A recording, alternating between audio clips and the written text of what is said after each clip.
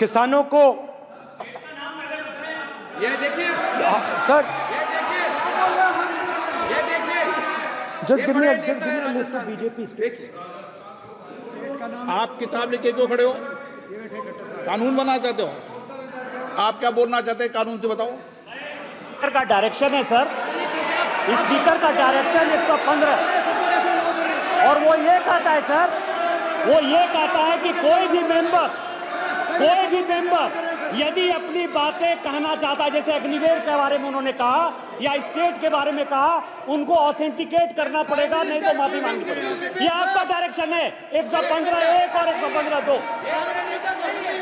इसीलिए वो जो बातें कह रहे हैं उसको ऑथेंटिकेट करें, चाहे अग्निवीर के लिए चाहे वो किसानों के लिए कह रहे हैं। ये आपका डायरेक्शन है।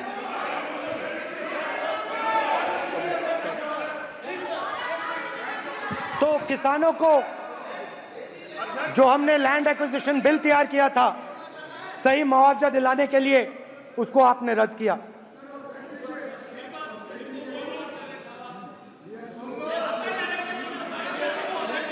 विल ऑथेंटिकेट कर देंगे, ऑथेंटिकेट कर देंगे। बैठ जाओ, कर देंगे हम ऑथेंटिकेट।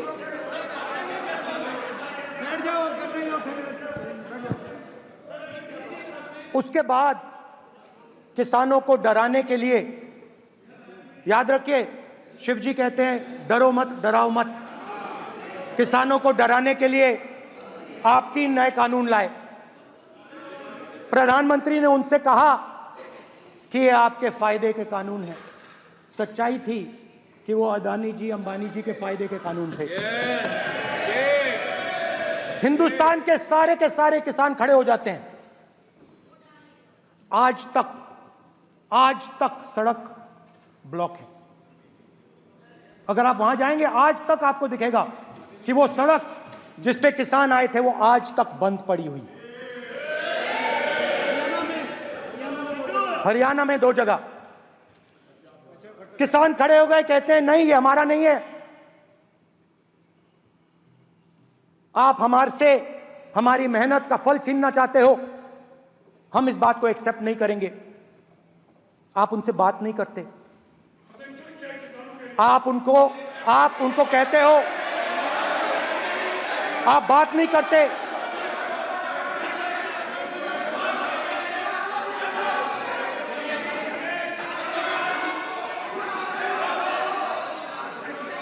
आप बात नहीं करते, आप गले नहीं लगते, आप उन्हें आतंकवादी कहते हो। आप कहते हो ये सब आतंकवादी हैं। झूठ नहीं है, झूठ नहीं है, सच है, सच है। गृहमंत्री जी, मान्यवर, मैं समझ रहा हूं कि विपक्ष के नेता नाते पहली बार बोल रहे हैं, मगर नियमों के पुस्तक के बाहर वो नहीं जा सकते। ये स्टेटमेंट करे कि हम कहते हैं कि किसान आतंकवादी, तो कैसे सदन में चल सकता है? मान्यवर, आप एक तरफा नियमों के ऊपर जाकर उनको रियायत दे रहे हो। मान्यवर, हमें संरक्षित करिए, ऐसे नहीं चलता है।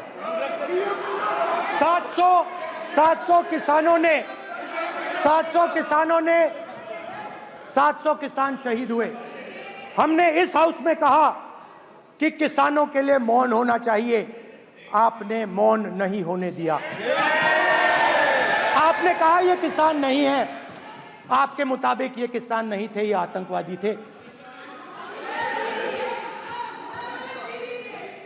देखिए आपकी आला सिर हिला रही है, वो भी सहमत हैं, कौर जी सहमत हैं। देखिए हमारी जरूरत नहीं है, वो सहमत है आपसे, वो सहमत है।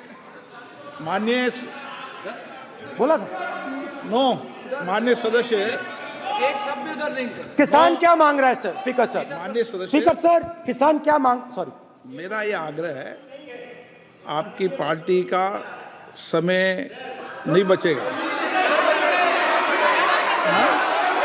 दोगे पूरा?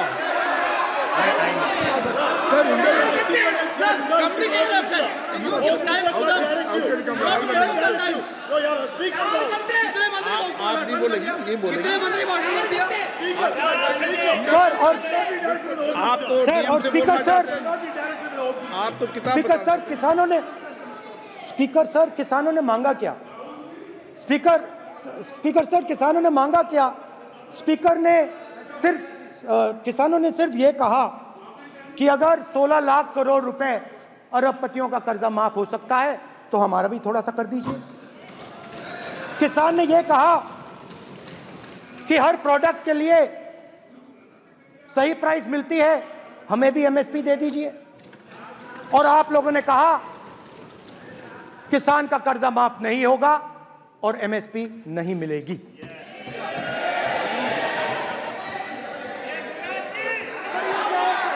माननीय अध्यक्ष महोदय, ये गलत बयानी कर रहे हैं। एमएसपी सरकार दे रही है और ये मोदी जी की सरकार है जिसको उत्पादन की लागत पर कम से कम 50%, माननीय अध्यक्ष महोदय, उत्पादन की लागत पर कम से कम 50% जोड़कर एमएसपी दी जा रही है और नहीं दी जा रही। ये सत्यापित करें माननीय अध्यक्ष महोदय, ये गलत बयानी कर रहे हैं, ये सदन को गुमराह कर रहे हैं, गलत बयानी कर रहे हैं। आज भी एमएसपी पर खरीद जारी है और अभी खरीद की फसलों के एमएसपी के रेट हमने तय किए। ये बताए जब इनकी सरकार थी तब एमएसपी कितनी मिलती थी और उस समय खरीद कितनी होती थी माननीय अध्यक्ष? उस समय खरीद कितनी होती थी? आज भी एमएसपी पर खरीद जारी है माननीय अध्यक्ष महोदय, ये गलत बयानी कर रहे हैं। ये सत्यापित करें इसको कि एमएसपी पर खरीद नहीं हो रही, ये सत्यापित करें माननीय अध्यक्ष महोदय, ये गलत बयानी दी जा रही है। देना चाह रहे हैं, इनको नहीं बोलने देना चाह रहे हैं। कमेटी बता रही है स्पीकर सर एमएसपी जब मैं brother speaker sir MSP with legal guarantee. Speaker sir, the issue is MSP with legal guarantee, not just MSP is being given. The issue is Kisans want MSP with legal guarantee which you are not ready to give them. तो किसानों में आपने डर डाला, भय डाला, महिलाओं में महंगाई, गैस सिलेंडर, सेना में अग्निवीर, हर व्यक्ति के लिए आप लोगों ने भय का कोई ना कोई पैकेज दिया, गिफ्ट दिया, तोहफा दिया। स्टूडेंट्स की बात करते हैं। जो आप 2000 साल पहले की बात करते हो, थोड़ी सी भविष्य की भी बात कर देते हैं, इंडिया के फ्यूचर की बात कर देते हैं। रोजगार तो आपने खत्म कर दिया, नोटबंदी, जीएसटी, जो आपने स्मॉल एंड मीडियम बिजनेसेस थे उनको खत्म करके, युवाओं को आर्मी में अपॉर्चुनिटी मिलती थी, अग्निवीर उनके लिए आपने दे दिया, वो खत्म कर दिया, रास्ता ब्लॉक कर दिया। पब्लिक सेक्टर को आप प्राइवेटाइज करते हैं, वो रास्ता बंद कर दिया। और अब एक नया फैशन निकला है, नीट।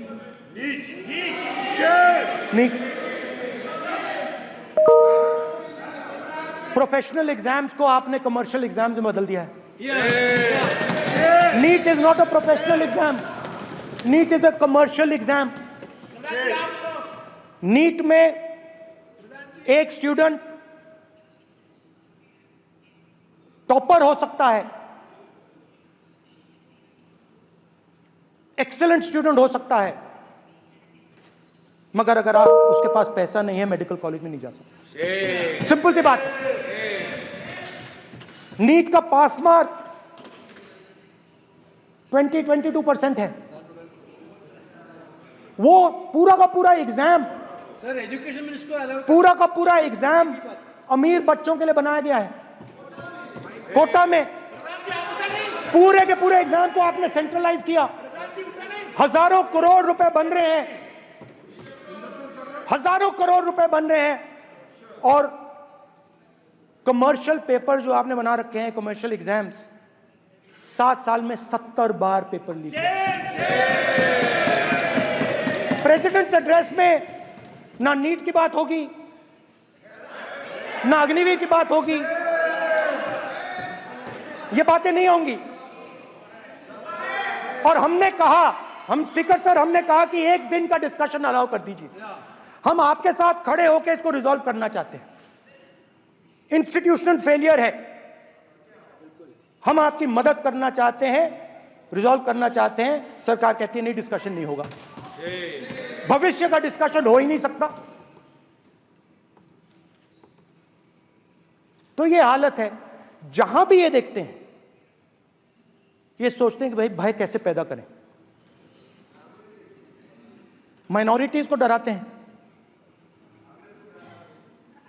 नहीं, कांग्रेस नहीं डरती आपसे, आप कांग्रेस से डरते हो।